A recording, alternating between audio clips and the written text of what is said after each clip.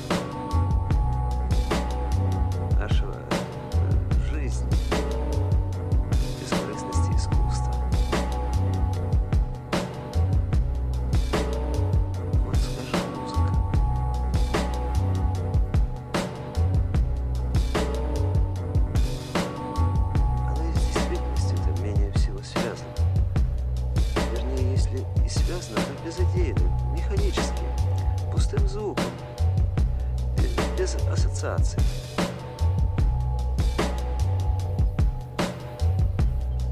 И тем не менее музыка каким-то чудом проникает в самую душу.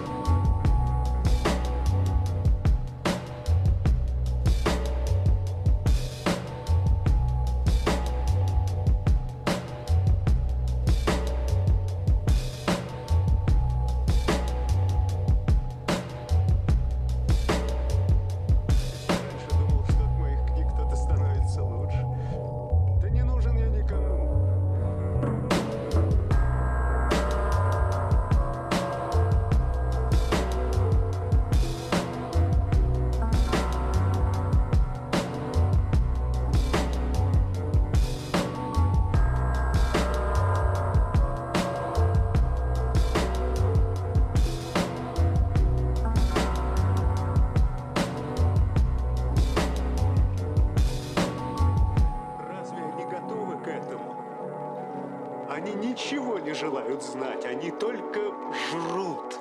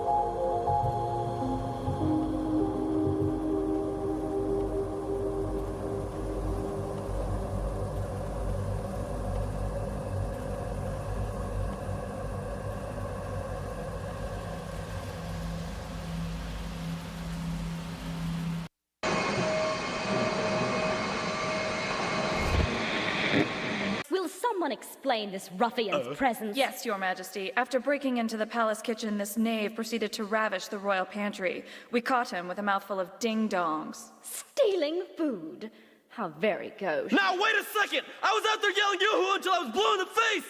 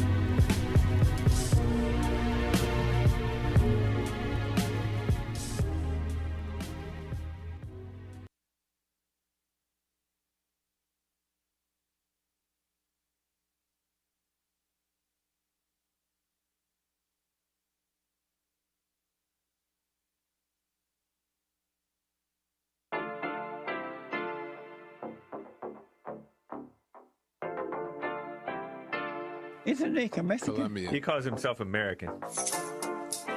What is this? Anchor Baby. And in this corner, it's the American Anchor Baby. Daddy's home. That's an offensive term. People find that hurtful. You mean it's not politically correct? Excuse me. I'll use the word anchor baby. You know, he's an anchor baby in Canada. Tell him we still rolling with Trump, too.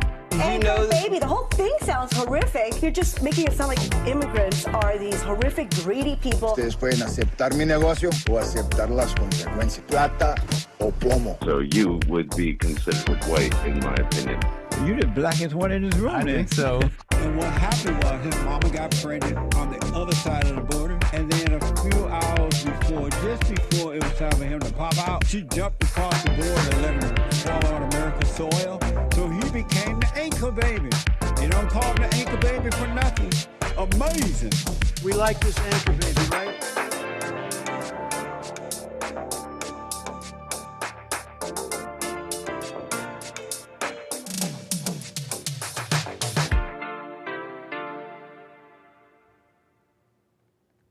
Hello, I'm the American Anchor Baby, and this is my show. How you doing, everybody? Appreciate you tuning in on this fine Tuesday. What a lovely Tuesday it is. On a fine Tuesday, a little early today. So thanks to everybody showing up early, but you showed up, you're here, you're coming in to the stream, and I do appreciate it. We got a little bit of a special show. We're going to be together as we watch the amazing Elon Musk launch his space rockets.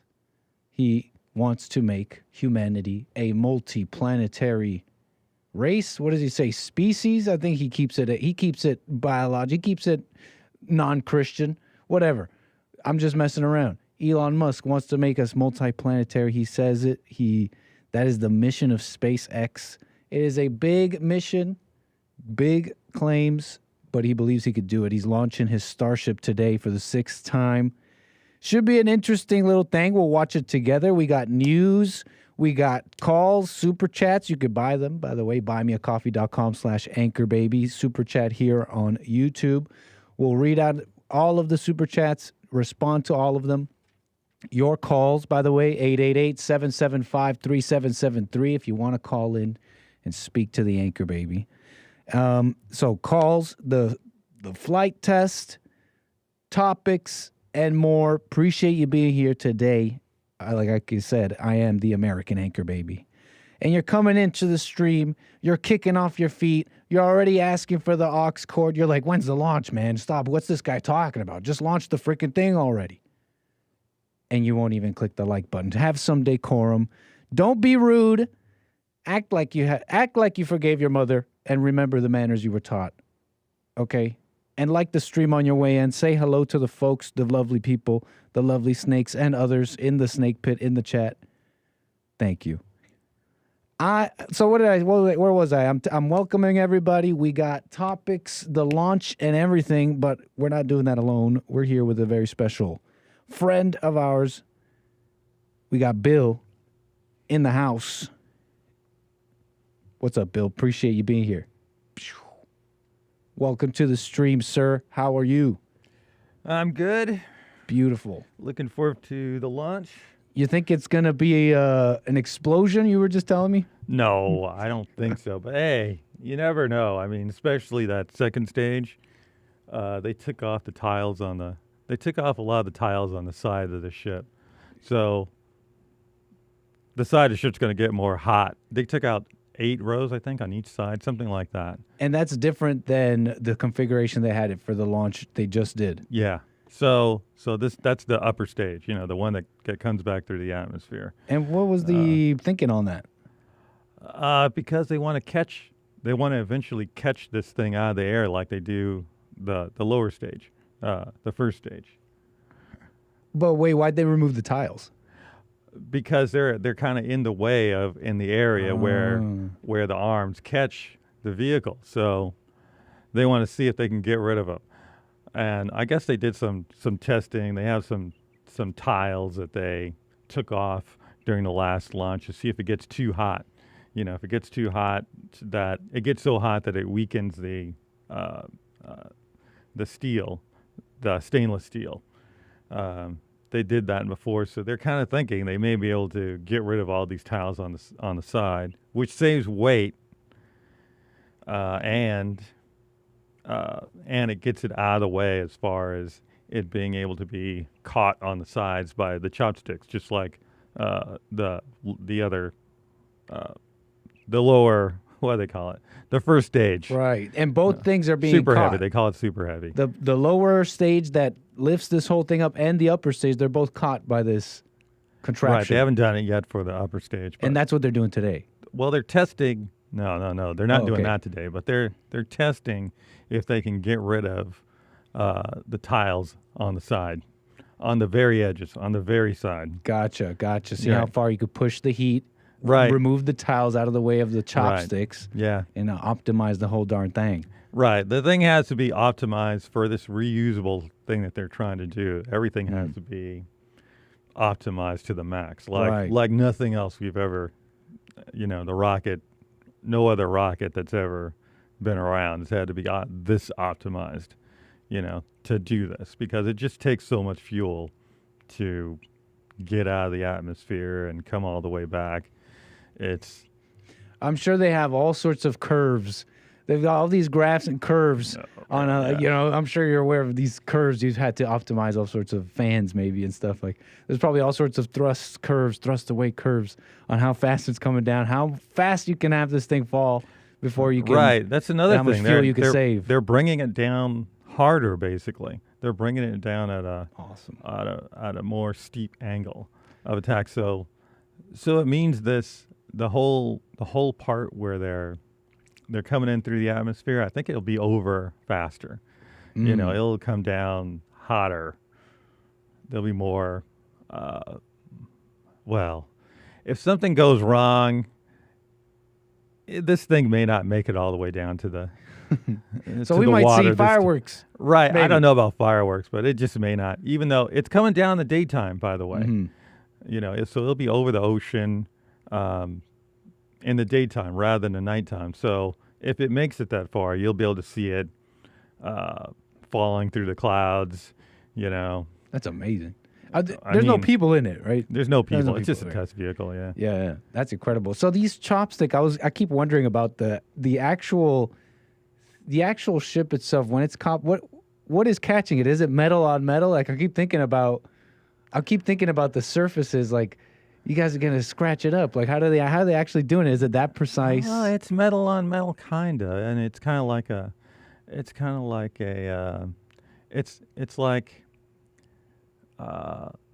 it's metal on metal, but it's on the chopsticks part of it. The metal is the kind of metal that it's kind of springy, so it gives.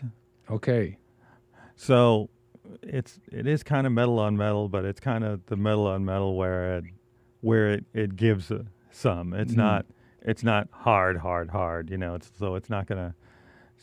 gonna like dent it, or if it does dent it, I'm saying it's just not gonna do it a whole lot of dent it. Probably at that scale, my concept of softness and hardness is probably way different, right? Exactly. Yeah, like this. Yeah, anything is. I'm thinking car crash. I'm thinking like car crash in the middle of the air is happening when these things are touching. Right. Yeah. But no. That's awesome. Yeah. That's amazing. So we're basically, it's saying 8 minutes. They're saying November 19th, the 30-minute launch window will be open at 4 p.m. Central Time. We're looking at a live feed of the this is a feed from SpaceX's Twitter account, X account. Jeez. And they're saying we're 7 minutes and 50 seconds away. Pretty incredible. The 5th flight test was pretty recent, right? They caught this thing. The chopsticks caught it. It was an incredible moment, right? They have the most amazing photos. They have all the photos. We went through some of these when this, the last time you were here. We went through some of these of the 5th Starship launch test, which was when they first caught it, right? They first caught it. Yeah. And it was the first try. Yeah, it's like 6 weeks ago, something like that. 6 weeks ago. Five or five. This next flight test aims to expand the envelope on ship and booster capabilities, get closer to bringing reuse of the entire system. Yeah, so what you were saying, they need to have all aspects of the system in the green, that it could be reused, the fuel use, all of it. Yeah, everything has to be optimized. I mean, that rocket engine has to be very efficient. It has to get a lot of power. It has to get it has to move fast. It's something about rockets, move fast. They have to, it's like they're also fighting. Heavy, fast bombs. something like that. But it's also all the time that it's the longer it takes to get into orbit, then the more fuel you're using just to hover. It's like you're spending a certain amount of fuel just to hover in the air. Wow, and then there's go up. So the less time that you spend hovering in the air, the more efficient your rocket is. But then you have to have bigger engines to go faster, which is heavier. So you're like balancing all this stuff out. Right. You know. And trying to get this thing to go faster. You like those seconds this thing is doing when we saw it the fifth test launch. Those seconds it hovers to maneuver itself in any way. We're talking thousands, probably thousands of dollars every second that's hovering there. Something like that. What, thousands? Yeah. Is it thousands? Is it tens of thousands? No, I heard it was like I heard the fuel actually isn't really that expensive. It might have been, I don't know, $500,000 or something like that for fuel. This is in Texas, right? Yeah. Yeah. The return right down the bottom of Texas. Amazing. Near the Mexican border. The returning booster will slow down from supersonic speeds, so we're gonna get sonic booms in the area. Yeah, I wish we had some pictures of that. Yeah, you should see like the businesses, because there's a picture. I can't find it, but there's a picture of some people who are like near some businesses that are around that thing while it's coming back, or maybe it was just taking off, and you could see all the windows of all the businesses. They're just all going like they're just all shuddering. And at this point, those businesses are far from this thing. I guess. Yeah, I mean they're far from this thing, but they're not far enough where you're not hearing this thing. It's not affecting things. You know, it looks like it's still just about blowing windows out. It's not blowing windows up, but it's close. Elon Musk is amazing, and you're talking about the sonic boom from its launch or from its re-entering? I think it was the launch, but it may have been either one. So Starship's upper stage will fly the same suborbital trajectory as the previous flight test. Yeah, so it's not in an orbital. So it's not going to space. It is space. Yes, okay. It is in space, but they put it in an orbit, just shy of being in orbit where it could go all the way around the Earth. They put it in a suborbital, so it just about is orbital, but not quite. So that it'll come back through the atmosphere. So it's like if something goes wrong, it'll automatically come back through the atmosphere. Gotcha. So if they can't control it, it'll automatically come back through the atmosphere. Just from like physics alone, or what am I trying to say? Right, exactly. Yeah, just from its trajectory. Right. So they put in a little bit of the atmosphere's drag, let's say, completely lose control of it. It stops shooting any propulsion, any rocket. It's just around in the air. Like the atmosphere itself will drag it back down. Well, it's in such an orbit that, let's say, it's a little bit elliptical, and one side of it will bring it right back into the atmosphere. I'm trying to find how high this thing is going to go. But they got this snazzy little diagram for mission Starship Flight Test 6. And let me see if I can show y'all. This snazzy little diagram. Super heavy engine start, it goes up. And so I guess this is the lower stage, the upper stage. Yeah. It goes up. So it still has not detached here. Hot staging. Do you know what that is? Hot staging? I hear that a lot. Right. So what happens is the lower stage never turns the engines all the way off. It doesn't turn off the engine. And you've seen how rockets usually, when the second stage, when they separate, yes, the first stage goes and turns off the engine, and then they drift apart a little bit. Yes. And then they start the second stage starts its engine and takes off, right? Right, leaving the other one behind. Right. Well, this one, the first stage never turns all its engines off. Oh, interesting. Okay, so it's pushing the whole time, and then the second stage hits its engines and takes off. And it makes it just a little more efficient. I see. And so since this rocket is... So that's hot staging. Yeah, that's what they call hot staging. So this is where it splits. This is where it splits, and this thing returns, I guess, boost back, burn, flip maneuver, right, it says. It flips around and then boost back, like downwards, back to Earth? Well, like this way? Well, no, it's just going to, gravity will bring it down, but it just turns around. Yeah, I'm trying to wrap my mind around this. It's easier if it's flat, but it's not. Right. But anyway, so this flips back, and this comes back. This gets caught by the chopsticks. Yeah. And then this thing keeps going, Starship ascent, Starship engine cutoff, and it's going to coast. It's going to turn around and... Oh, no, this is where it's re-entering, and it's going to re-enter like this. It's going to go into suborbital. It's going to go into suborbital. And it's going to re-enter like this, like it's shown in the diagram, like against, like this is the atmosphere. It's going to be hitting its side like that? Or Yeah, something like that, yeah. Oh. And there it goes. It re-enters. And then this thing doesn't get caught by chopsticks. It lands... in the ocean. Well, what do you mean it lands in the ocean? Like it just splashes down and it floats in the ocean? Or something? Splashes down and explodes. Oh, this is a disposable. Right. On this, They're disposing on this this. case. Right. Oh, okay. Yeah. Incredible. Well, Elon Musk, incredible stuff. Yeah. By they have to have SpaceX. all this. They have to have all this. The upper stage, they have to really have it where they really trust it before they... Is it really... Before they trust it, before they start bringing it back. Well, Bill, it's saying T-minus 10 seconds, shall we? Yeah. Let's unmute this. It's saying T-minus 10 seconds. Oh, here we go.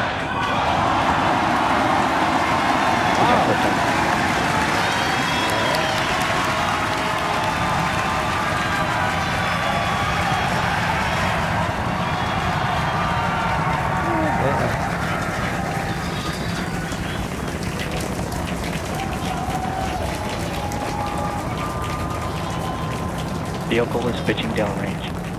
Incredible. Booster Raptor, chamber pressure nominal.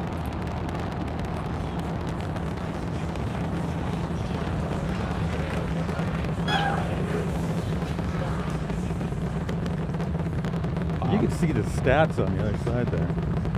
Let's see if I can see him. Booster and ship. Well, It's going like 800 kilometers disappear. an hour. It's about 5 kilometers in the air already. 6 kilometers in the air. It's reaching over 1,000 kilometers per hour. Incredible, like 1,000 kilometers per hour. It's ever increasing. 1,200 almost. We're just a little over a minute maximum into flight. dynamic pressure. We're about 6 miles away, so all the sound's still hitting us here. Here That's so those popping is from the telemetry nominal. That's 6 flying miles away. straight That's what I was through. telling We do you. see So you get all some major 33 miles Raptor away, and yet engines it's lit still up like on telemetry screens. it's the windows are going like At this this. point, we That is passed amazing. that point of maximum So all those popping we're hearing is the residual sound waves of this thing. Yeah. Oh yeah, it is so Now loud. coming up in just a little over a minute. I'm trying to from imagine now, the trajectory is like gonna out be of the hot Earth. staging. So we're gonna see Because it starts turning, the 6 right? A gravity engines turn. on the ship ignite Maybe it's while not still doing it now. attached to the booster. Just before Gravity that, we'll turn? see No. all but 3 center engines on the booster shut down. In what we call MECO, it's most engines cut off instead of main engine. You'll see the hot staging. And so soon, while huh? we continue to Right, watch it go soon. up, a lot of our flight Wow. controllers looking at all the And systems you'll see it around the accelerates tower. faster and Again, we have faster and to send faster the higher it goes. It's a almost manual 3,500 kilometers an hour. Yeah. I know it's like 5,000 to escape. about 30 seconds It's like Delta away V from hot or something staging. like that. No. I don't know what to talk about. Right. Let Bill handle that part.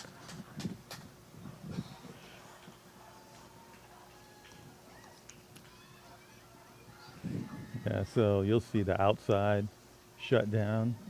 And this is just coming up.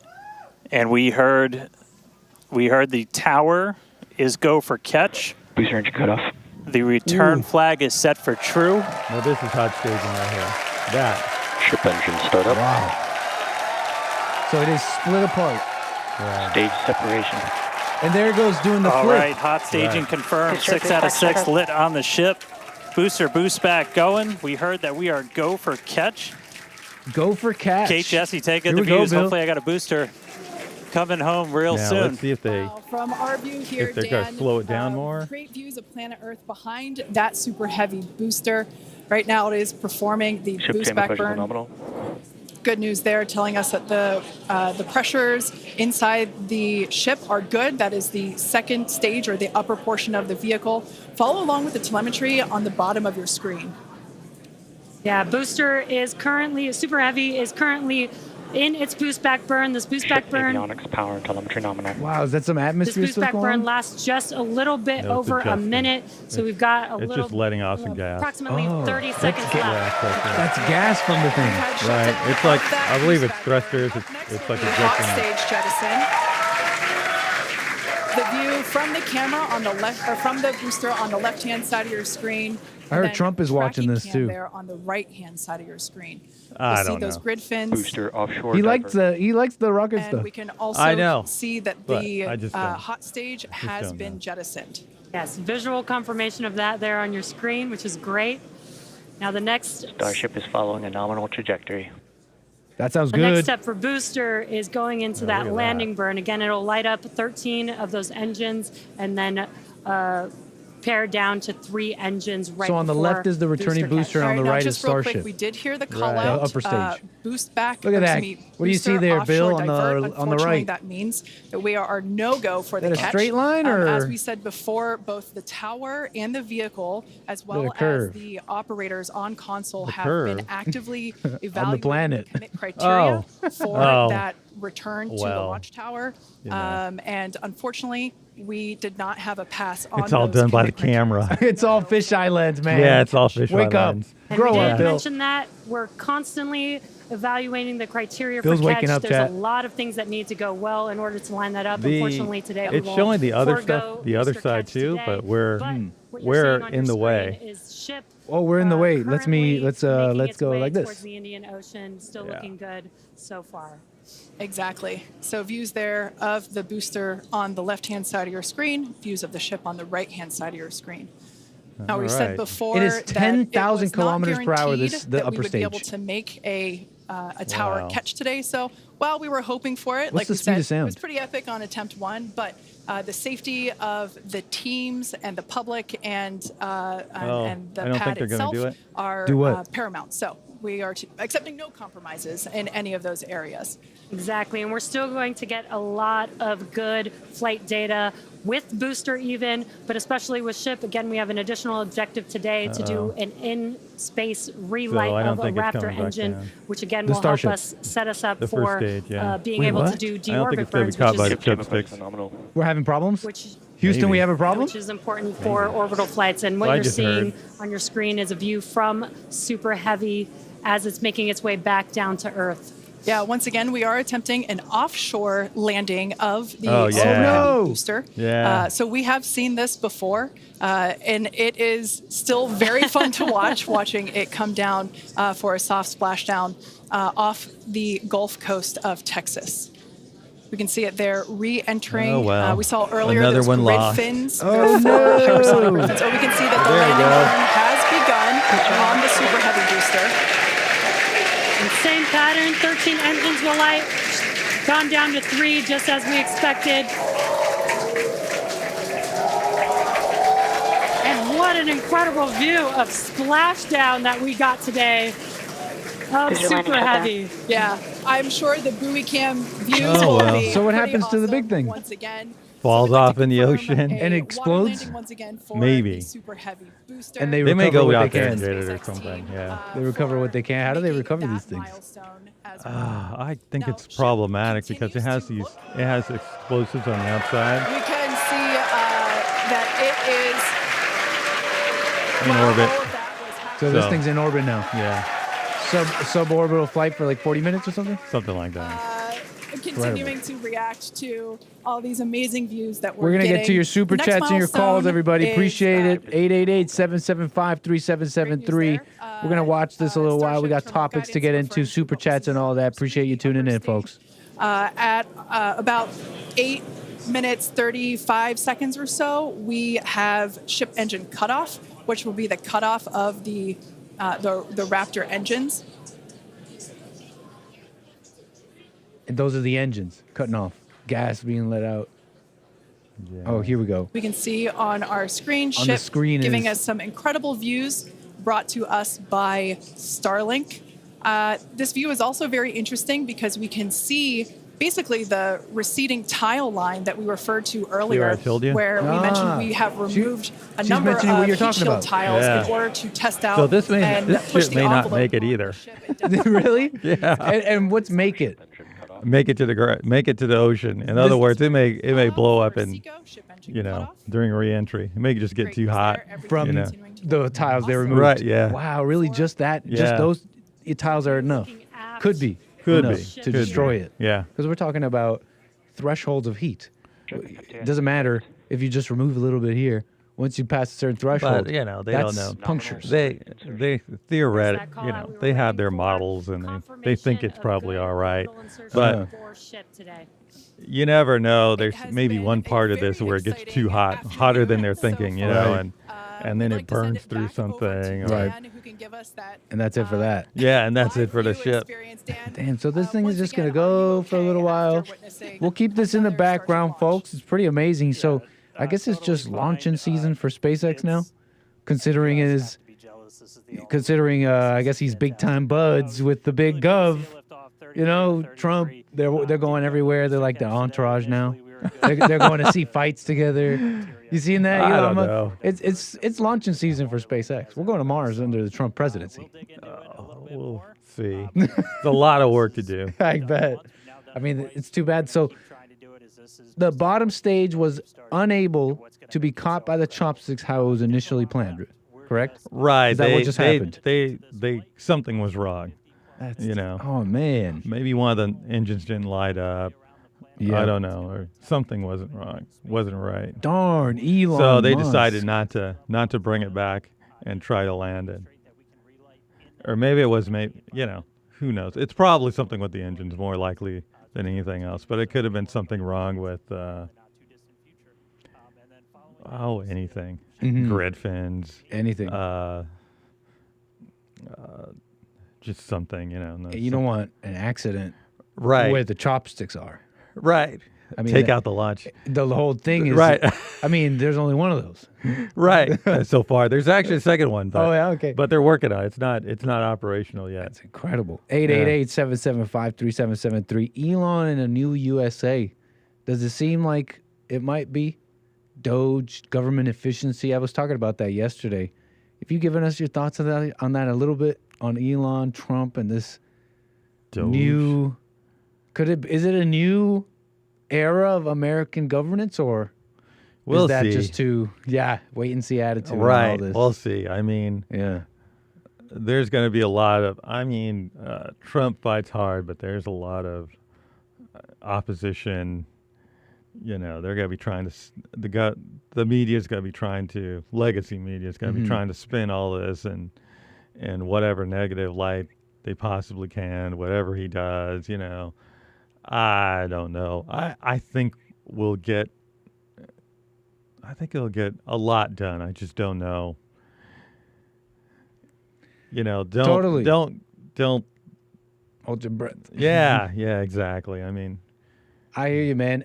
It's just the possibilities are definitely there is a lot of energy there. Like the possibilities are there. But right. We'll see. We'll definitely on all this, man. I was on some. I don't know. I was on something yesterday. Like I just did a super serial show for some reason. I don't know. Sometimes you got to do a super serial show, but I'm talking about politics and Trump, and I'm just like, what am I trying to figure out here? Like everyone has their thoughts on what's going to happen, but really, we're gonna have to wait on all this, on immigration, on the wars. Everyone has something to say about it, but really, we don't really know. I hope, during his first administration, the Democrats basically stonewalled him every move he made. Yep. I mean, they basically stonewalled every vote. They would just all vote together against him. It was like it was something else. It makes you think. It's like, and he really kind of wanted to negotiate. He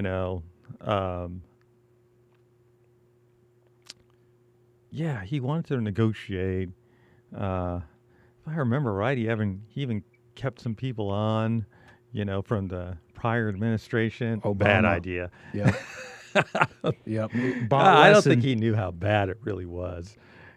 I tend to agree. Yeah, I don't think he knew how bad it was. But he knows now how bad it really is. So I tend to agree, and his picks seem really how do I put it? Like surprises.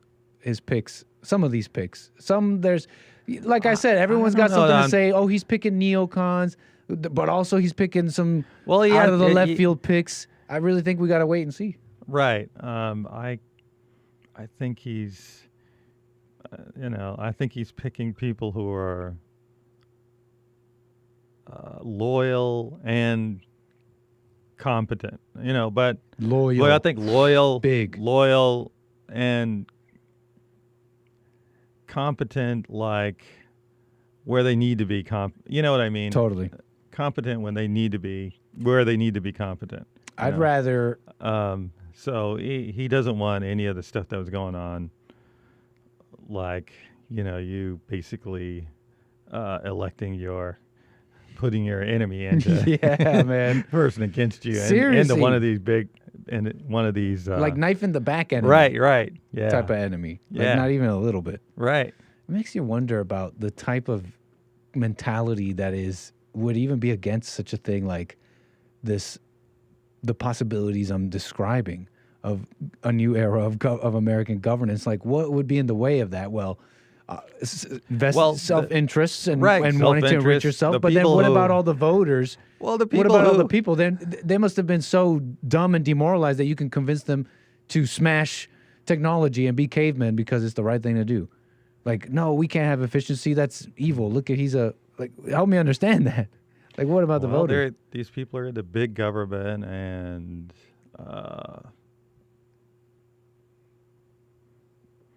they're in the big government, and they're into tit for the tat. They're give you this, I get this back. We all scratch each other's back, kind of thing.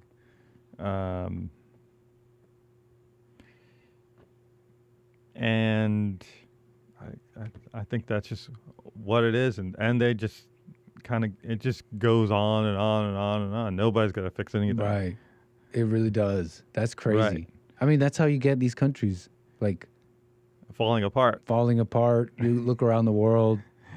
Yeah. The corruption. Yeah. The lies. Yeah. It's all about maintaining the lie, basically.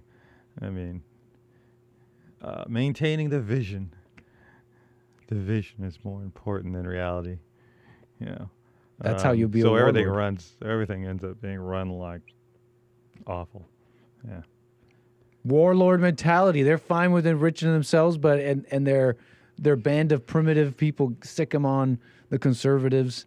But as long as we get what we want. Well, right, and they're kind of running scared right now because they've used lawfare and all kinds of mess, and now the conservatives are in. It looks like the conservatives are going to be in the position to go and look up all this stuff, and investigate them for all their stuff. And there's plenty to investigate. So they're all running scared, and saying they're going to come and get us. Oh, my God. But there's no, if you don't come and get them, they'll just do it again. Bill, sounds dark. I love it, personally. No. Are you saying the power of the state should bust through the door of some of these departments, maybe even private business? You heard Trump saying, I mean, we're going to investigate big pharma and stuff. I mean, they need to be investigated for lawfare. Yeah. I mean, stuff like that. Boots through the door. Ridiculous. They're looking up conservatives for whatever. I see the wall-to-wall coverage right now. Bill the engineer loves, invokes Hitlerian, is that even a description? Hitler-like images of using the state's power to investigate the departments. But these people are corrupt, It's like, I see calls coming in. Thank you so much, 888-775-3773. Don't go anywhere. We're going to get to you here. I want to read this for you, Bill. Carver asks, how do cameras keep up if it's moving 3,000 kilometers per hour? Because it's wireless. It's just like you Likely walking around story. with your laptop around the house. You're telling me this is wireless? Oh, yeah, that's wireless. You're telling me you could send signals without wires through the air? You want, and you expect heard me of- to believe that? You've heard of Starlink right now? Starlink. What is that? Overhead satellite internet. That's how they're doing it right now. So you're telling me. So now you're telling me the memes I'm getting on my computer. You're telling me the memes I'm getting through my phone are coming in through space? Okay, now you're being ridiculous. You expect me to believe. Next, you're going to tell me the T-Rex really existed, and its tiny little hands, its tiny little arms was an evolutionary trait. Yeah. Okay. So, anyways, I tend to drop all those thoughts and just go with what Bill says because he truly is a genius, and he says it's around. I want to show you something, Bill. What is that? Well, actually, let's see what is this. Let's take a quick look at the SpaceX stream. That is. What are we looking at? That's the inside of the. That's the inside of the rocket. That's a payload bay. Oh, wait, what? Yeah, that's the inside, the payload bay. The payload bay. So this thing, the rocket was in here, or what? No. This is inside the rocket. What? This is where it would be taking stuff up, where the stuff that it'd be taking up to space. Payload bay. Right, where the stuff it'd be taking up to space would be at. Oh, it's on the dark side of the Earth. So that's so what we're cool. looking at right now. The dark side is purple. Very cool. The dark side is pretty much black. Yeah. But it's the camera trying to compensate. Probably ISO 10 million. Something, I don't know. It's as sensor sensitivity turned up like to incredible levels. Like it's probably a camera I've never heard of. Dynamic range control. Yeah. Whatever. Yeah. We got another super chat here. Chef Shat. Oh, he's now the Chaz Lord. Is this the Lord of? What Lord is this? The Lord of the Southeast, maybe? Chaz Lord, Chef Z with the super chat. Thank you so much for the generosity, sir. Lin Yan Chin with the back-to-back super chats. I think this one's for you, Bill. Says, yes, Billy the Blatt engineer. We all understand the rocket equation and force over area in mastery of penetration via the thrust rod that makes man through the firmament. It's not that complex. What the? What didn't you get about that? I didn't get that one. Okay, let's try this. Lin Yan Chin. Well, let me attempt. Lin Yan Chin, I've absolutely butchered. You know, you sent me like amazing little messages on Facebook. I never checked Facebook. You asked me to play some messages, and it's gotten lost in time, man. I'm sorry, Lin Yan Chin. But he sends me another super chat here. Says, trajectory stable, penetration factors aligned with minimal strain, firmament penetrator activated, ready to slip through to the infinite waters. Do you know anything about the firmament? What do you know about the firmament? What do you know about the waters dividing the waters?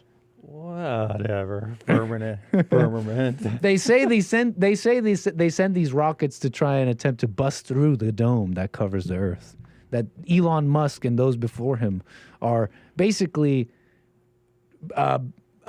is it Babylon? The tower? No, Babelists, the Tower of Babel, hubris humans, full of hubris, trying to burst through the firmament that covers the Earth. What do you think about that?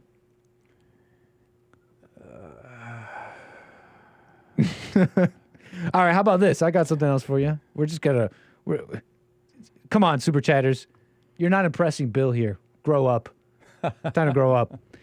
Caller, don't go anywhere. I see you. And if anybody else wants to call, 888-775-3773. Is it good we're on that side? Maybe we should move it to the other side. To move us in the corner to the other side? Yeah, I don't know. Maybe. How do I have that function? No, you have to do it manually. I have to do it from the ATEM control. Go to palettes, huh? Yeah, you have to go to the palette. Palettes, palettes, upstream King 3. No, you're looking for the B. So you're in the B. Darn. The B one. The one, so what's it, upstream? So you're looking for B? I don't know what that is. What are you doing? But It's okay. But all right. So this is inside the upper stage, you're saying? Yes. This thing is flying through the upper parts of the atmosphere in suborbital flight right now. Well, this is the inside. This is the inside Of ship. that thing that is flying in a Right. suborbital flight right now. Right. That's incredible. Yeah. That's incredible. So let's take this call, but I wanted to show you something since we were joking or yucking about rockets a little bit and all that. Did you see these students? And then we'll get right to your caller. Don't go anywhere. Did you see these students built a rocket that breaks space altitude records of any like private individuals? That's not a government. They sent out a little rocket, University of Southern California, 470,000 feet into space. Like I've been trying to picture what the heck is that. Feet. I've been trying to make sense of the atmosphere here, Bill. So I got what diagrams is it? for you. What's it again? 470,000 feet into space. Okay, let's divide 4,000, whatever that is. 470,000. Okay, so divided by 5,280, something like that. I think it's 5. That's about 1 mile. So we'll know how many miles we have. We got 89 miles. Oh, nice. That is. Is that past the atmosphere? Yeah, pretty I'm trying to look at diagrams here. That is space, yeah. That is space. I've been trying to look at some diagrams up in here. So it went straight up. I mean, it's not orbit. It's straight up. Straight up, gotcha. Right. And that's different than orbit because, you're not contending with all the lateral. You have to get a lot of speed. You have to to go, like, I think, 2,700 meters. 2,700 meters per hour, something like that. To get to orbital velocity. So it's like 18,000 miles an hour. So you got to go 18,000 miles an hour. I'm not giving the exact number, but it's like 18,000 miles an hour to get into orbit. And you're whipping around the Earth. Right, and you got to be whipping around the Earth, fast enough that the Earth falls, the curvature of the Earth falls in front of you slower than you fall. You kind of get me? Yep. Yeah, that. So. Do you know what the Kármán line is? Kármán? I don't know how to pronounce it. Kármán line? I think it's like 60 miles, something like that. The Kármán line? I think they call it. Oh, you know what it is? Miles. It's like the border between Earth, the atmosphere and space. And it's like an internationally recognized border of Earth's atmosphere and space. Right. The actual line. Yeah. The Kármán line. Yeah, but it's just a construct. What do you think, Bill? Do you think we could strap a camera to something and send it up there and find the curve ourselves? Show our viewers who have, and I love the flat earthers. There's some of the most decent people. They, to help our lovely viewers out of the Plato's cave, out of the darkness of the cave, because they've come to mistrust government and all that, and I understand them. It's crazy out there.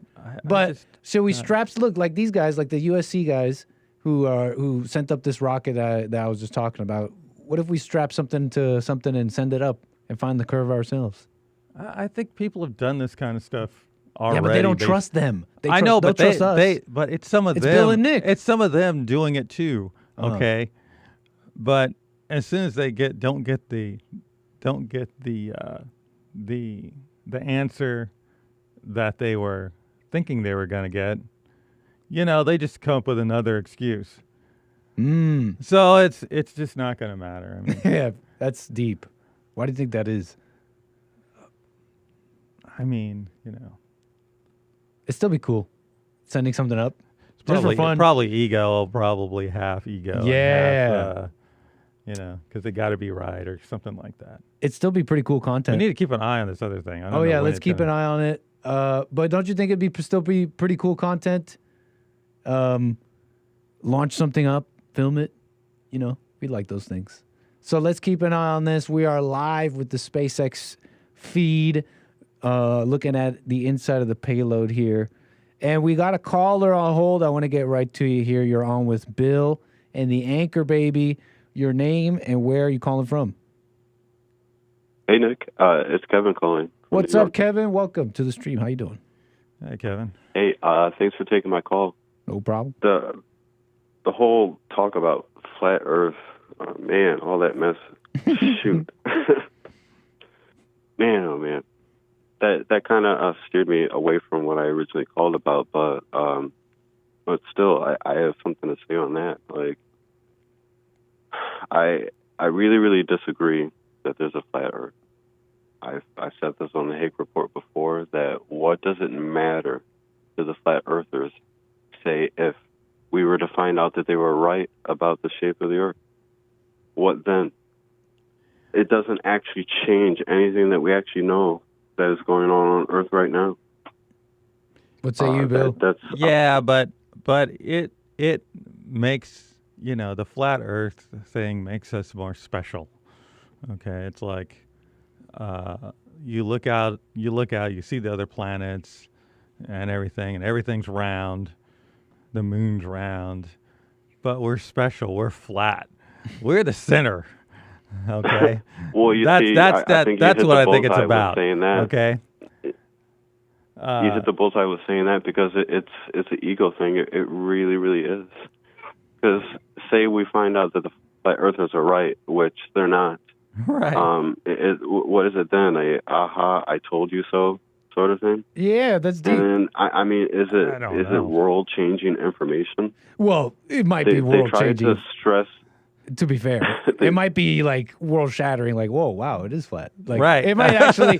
On that point, it might actually be. But even then, Kevin, to add to what you're saying, it's like, if what are you suddenly like doing God's will? Are you right? His son? Are you right? That it seems like a lot of the people who are into the flat Earth stuff, they from just figuring out this truth in their minds, they are now one of God's children. But maybe their lives are maybe miserable. They have fear and all that. And I'm like, this is God's son.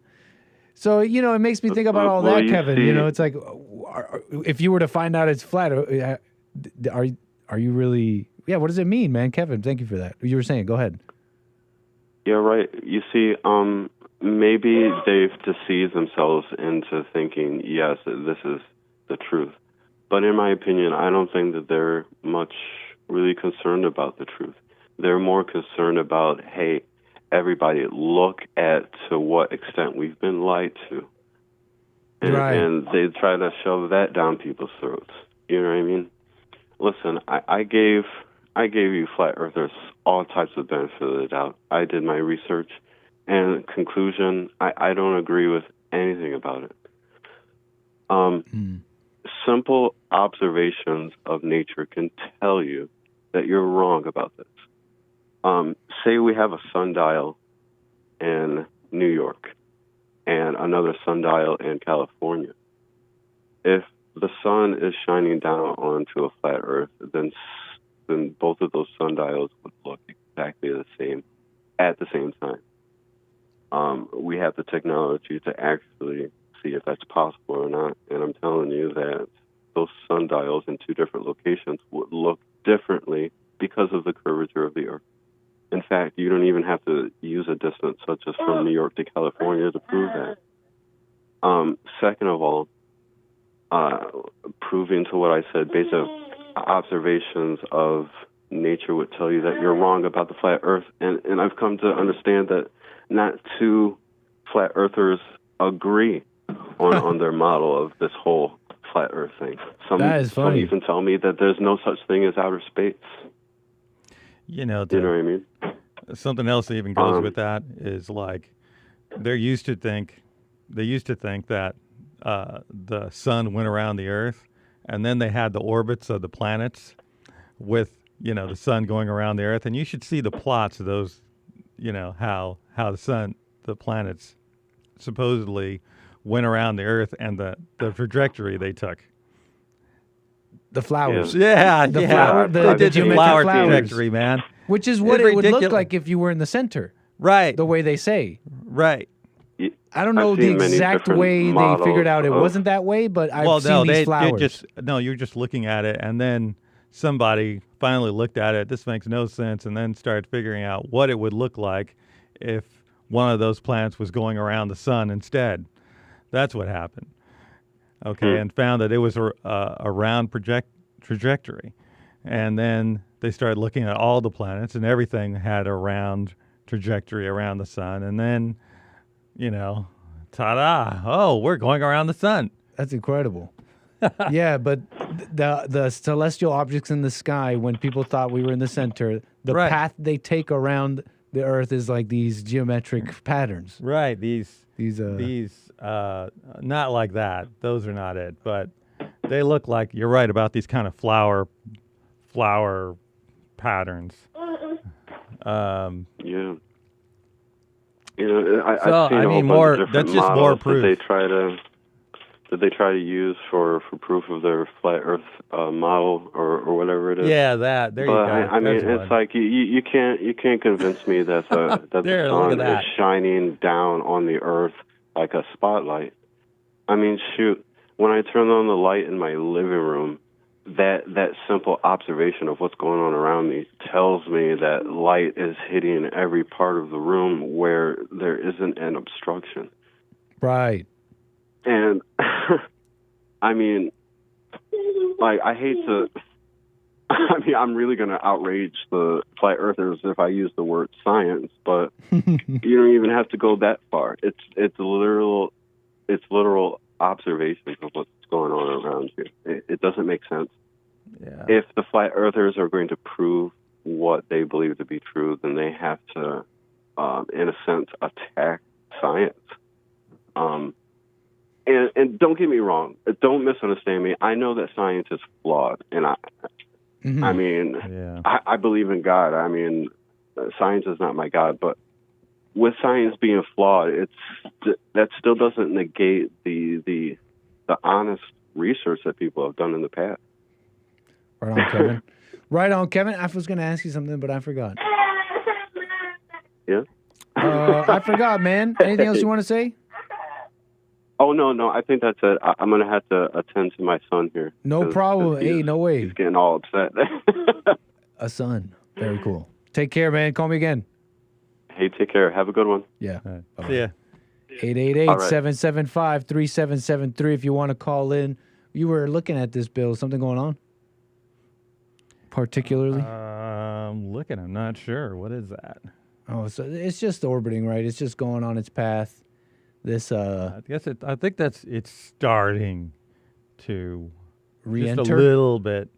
Yeah, starting to you're starting to see a little bit of re-entry. And that's and the re-entry is like going to cause heat and it's going to generate heat and light.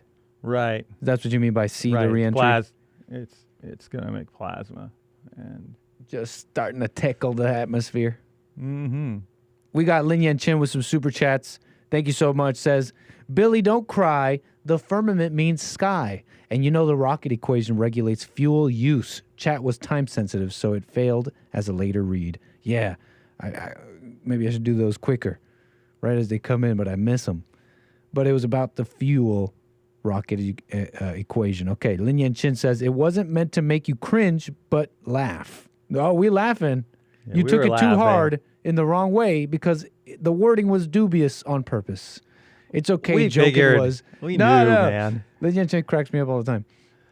Billy, the flat earth makes us more imprisoned to the cruel bounds of diminishing returns and walls of scarcity, defining a carrying capacity of our world, justifying vile Georgia Guidestone stipulations.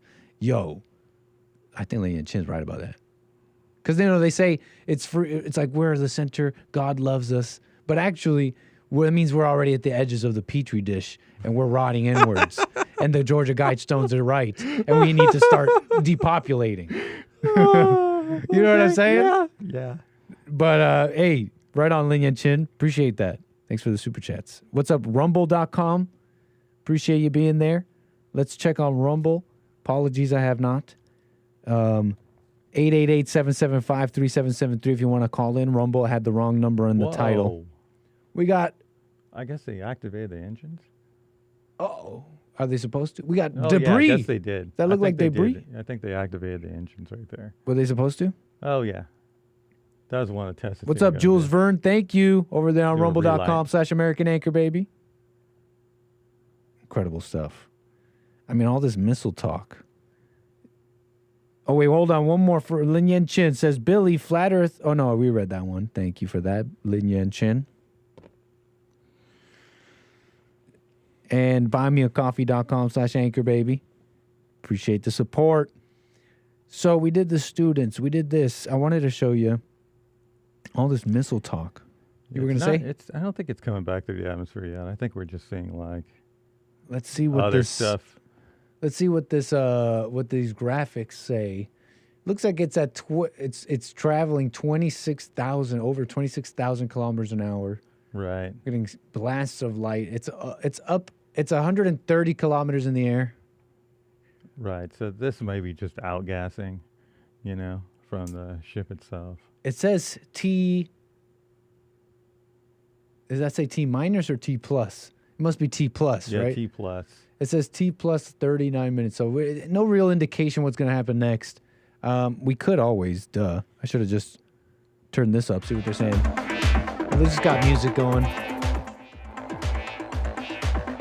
Yeah, we're not. This is your yet. kind of music, Bill. I like this stuff too, though. Trance, electronic. Let's go SpaceX. All this missile talk does make me think about the ATACMS. Are you familiar with the ATACMS missile launch system? The ATACMS? ATACMS. The ATACMS missile launch system. Check this out, Bill. Wait, hold on. Let's mute the sound out of it. Whoa, something's going on here, though. Let's not take our eyes off of this. Is this the re-entering happening? This is No. This is a beautiful view. Might be outgassing. Outgassing. These things always look amazing. I could be wrong, But this is in the dark. It's hard to tell. So I'm going to put this over here. Keep an eye on it. Meanwhile, I want you to check out the ATACMS missile launch system. Guided Missile Launch System, an MLRS, which I forget what that stands for. MLRS, Multiple Launch Rocket System. This is the ATACMS missile, essentially a solid fuel rocket propulsion system. Missiles ascend post-launch using GPS for course adjustment. Their fins move per visuals directed by inertial navigation or military-grade GPS to hit designated targets. Upon impact, the sensor triggers a 500-pound TNT blast, capable of bunker destruction. Ooh. Interestingly, these missiles can operate from both the HIMARS with a single pod launcher and the track version of MLR's platform with dual launcher mode. Transportation of this system necessitates a platform I feel like AI generated this video. Galaxy C5 aircraft. So stay tuned as we delve into the step-by-step process of how this We're looking at the ATACMS. This is significant because Biden just gave these missiles to Ukraine. That's why we're watching this. Long-range missiles. You may have heard of this. Biden approved long-range missiles. In fact, the first of these have already hit Russian soil. We're talking sending missiles deep into enemy territory. We're not talking artillery anymore. Front lines, the trenches. We're talking about supply depots way behind enemy lines, and marking a significant escalation in some of this war stuff going on. And don't Pretty miss a amazing beat. technology, though. Let's start from the front. This is the impact sensor, and just behind it is the improved missile guidance system. It can use both inertial guidance as well as global positioning system. GPS relies on a network of satellites in orbit around the Earth. The GPS receivers on the ground or in vehicles calculate their position by triangulating signals from multiple satellites. It provides highly accurate position information as long as there is a clear line of sight to a sufficient number of satellites. I mean, this is nothing new. But what is new is these images of of the things shooting at the Russians and of it blowing up in Russia. Where is it? Pretty significant stuff.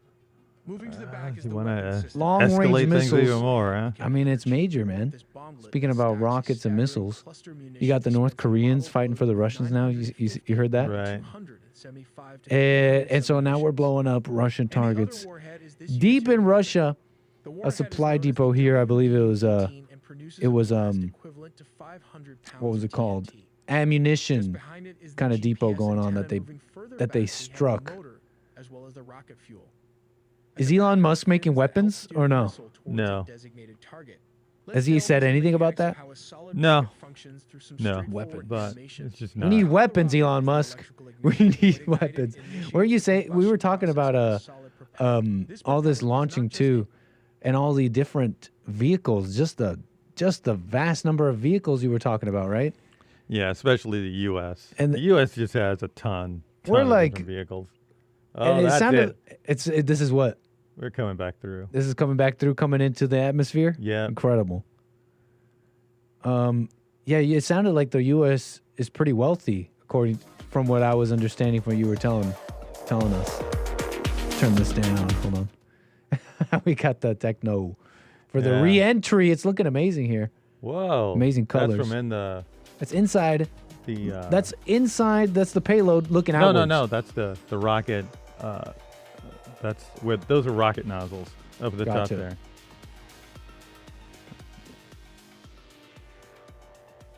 So that's from the bottom, looking out. Downwards. Yeah. Wherever, outwards. Right. Yeah. Amazing shots here. Well, let's see. Looks like it's holding up pretty well. Look at the outside where they took all the. But this is not the part where it gets the hottest. I mean, it's down a few, 5 minutes away. That's when it really starts getting hot. You see things start holes spicy. burning. Yeah, exactly. Have you seen stuff like that? No, yeah. I mean, even all the last couple of launches, you saw things getting flying off, tiles breaking off, whatever. Yeah, tiles flying off, parts of the wing burning through. As it's going through, it's like even after it's come back through the atmosphere, it's just falling. You can see everything's kind of red hot. Wow. It looks like coals. You know what temperatures this thing is getting up to as it's coming in? They say around 2,700, something like that. Hot. Right, really hot. Yeah. Freaking hot. Yeah, really hot. You were showing me all these different vehicles that it's not even the SpaceX, huh? It's like other companies that's launching, and there was like no other country that comes even close to. Welcome back to Starship. Oh, we got people talking. Yeah. It has been an exciting day so far. We lifted off from Starbase at 4 p.m. Central Time. The Super Heavy booster and ship had a successful separation as well as a good boost back burn and good separation of the hot stage adapter. We did not attempt a return to the launch site and catch attempt today when strict criteria were not met, and the Super Heavy booster executed a planned divert to a landing burn and soft splashdown in the Gulf of Mexico. Yeah, obviously, we were hoping to come back to the tower, but this was a test, and we knew that it was a very viable possibility. Starship is at 85 kilometers. Flaps now have control of the vehicle. All right, great news there, turning our attention. That's a lot lower than to 130 the just a couple star minutes of the ago. show It's definitely here, coming back giving us down. These amazing views once again.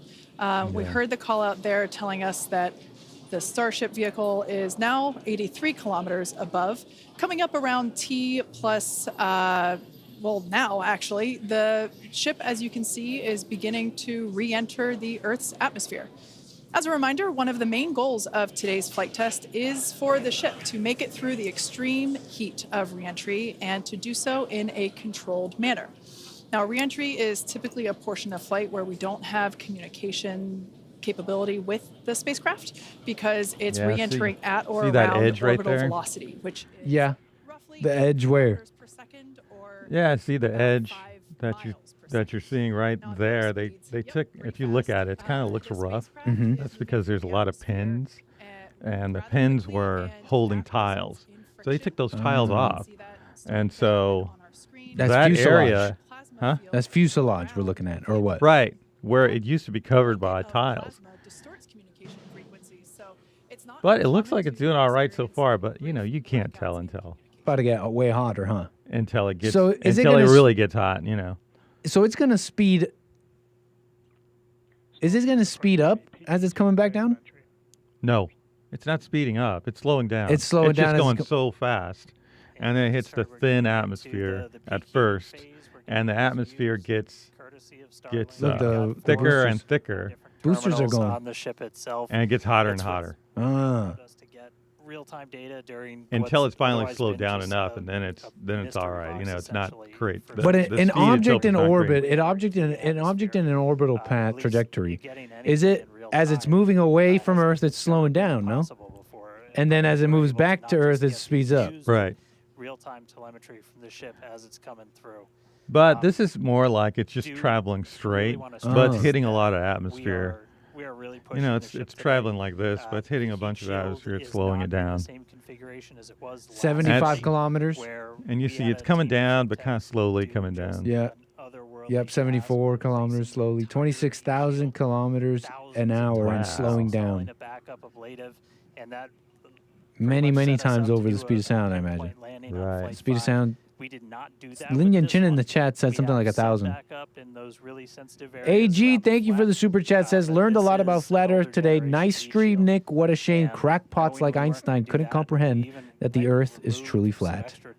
Appreciate that, AG. Thank you for the generosity. We love it, and we love you being here. There are some steel-covered tiles. What's up, Ang Band Art? Thank you. And there's also a whole lot more steel of the ship showing. They got a lot more of the steel of the ship showing. Just you said. Just you were just telling us that. Steel-covered tiles. So they have these what are these tiles that deal with heat? They cover those in steel. A few of them. They have a few steel-covered tiles. Yeah. And what's significant about that? I don't know. I'm not exactly sure. They're doing some kind of test on. We actually removed 2,100 heat shield tiles See? from Starship Yeah. in order to basically present that necessary receding line, which you kind of And can now see it's there. starting to in really your get view. hot. Think back to previous flights. The heat shield line came up further. So what? On the vehicle, What and Norwood just like is the Dan said, Starship we at? want to test the vehicle beyond what we Norwood. think it is capable. The scale used to measure a man's receding hairline. So once again, to just be super plain, don't be surprised if we see some wackadoodle stuff happen here. We won't be. There are a number of things that we are testing out intentionally to see what the ship can take. Yeah, exactly. And knowing what those limits are will really help us design the vehicle of the future. Essentially, removing those tiles helps us remove a lot of weight from the vehicle, a lot of things that might potentially need refurbishment in the future. And the goal is to come up That's with from the a atmosphere? heat shield pattern or design those that we wisps don't coming have to off of the refurbish. ship, all We of could it? just continue I to think use it that over may be and over something again. burning, actually. That's why Uh-oh. we're Like changing an some of those ember. tiles, From moving stuff around, moving An incomplete combustion of something that should not right, be or combusting. it might be. Exactly. And It might be, looking forward to the those Starship steel tiles, capability of the future, you we know, want to be something able to boiling catch off Starship of part like of it. we do Yeah. with boosters. Yeah, I And got so to- the next flight, we want to better understand where They we won't can have this install all catch together hardware. until I mean, it'll get a lot better once they start actually bringing these things back, and they can take a look, and then they can really look things over, and dial things in. Elon Musk says this is the ship that will make humanity multiplanetary. It's amazing. I mean, I kind of have my doubts in that. I agree in that as soon as this thing is able to put a lot of stuff into orbit, it'll be game changer. Okay, but once you can put stuff into orbit for cheap, big stuff, a lot of stuff, they don't have to over-engineer everything to like the max to make it as light as possible. They can put something in space that we use down here basically without over-engineering it to the hilt. They do have to an extent. They do have to because cooling and everything is different up there. But other than that, but once they have that down, I mean, it's like space access becomes a lot cheaper, and then you could do something like, build a big ship or build a freighter, or you can do stuff like that. It's actually, it actually makes sense, I just want to be. We're not, and this this rocket takes it gets it a lot closer to. Once it's operational, gets things a lot closer to where you could do stuff like that. Again, as it gets closer to Earth. I just want to be there for the space boom when just obscene amounts of wealth humanity will make once there's the space boom. You know what I mean? Where vast amounts of resources are coming in because of amazing things done by these people. In that space boom, population will go crazy, and then we'll have new slums. But in that time, it is really hot now. Like we've been saying, we are testing beyond the perceived limits of the vehicle. I think you're seeing some of the discoloration on the stainless steel. That's stainless steel I'm looking at? Right, but it's got some discoloration on it now because it's getting so hot. Right. Yeah, the stainless steel starts turning like different heat shield. This heat shield is like this brownish color and this purplish color not the same once it starts as what we flew last time. heats this up. one is one generation older. So we are also testing out new secondary thermal protection. So it looks like, I mean, it looks to me, it's not like, basically like the sides are not like red hot, so I think it's going all right. It's not supposed to be red hot, huh? Right, it's not supposed to be red hot.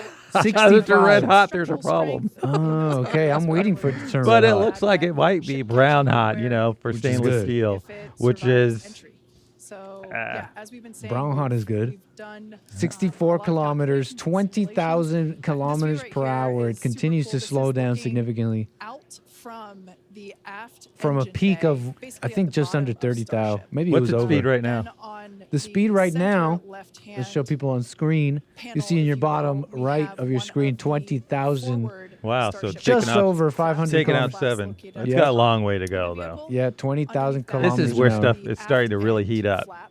That's amazing. Hey, see, look at all the color changing and all this stuff. Oh yeah, this is where stuff is hot, hot, hot. This is where you start getting, well, about a minute or two when it gets down to about 15. I think that's when you start seeing the burn throughs and all kind of mess. 15 kilometers? You said? 15,000. You're up around 20,000 right now. I'm saying. Okay, when you're saying when it's at that speed. Right. And so this is where it's coming in pretty, like, we should be totally giving our attention to this, right? Because it's coming in for a landing soon. This is not like that far away. It's a few minutes away. That's amazing. So we'll keep this up. Teeters there on the brink of the speed of sound. So once we have equal flow on all parts, then we'll hear it subsonic. You know, I was talking about these missiles, Ukrainian missiles. It was making me think about a number of things here, but hold on, I'm a little confused. Let me turn this up for a second. So this is going to look different from any of the re-entries we've had before, and it was specifically so like we get as much daylight as possible to see how ship does this.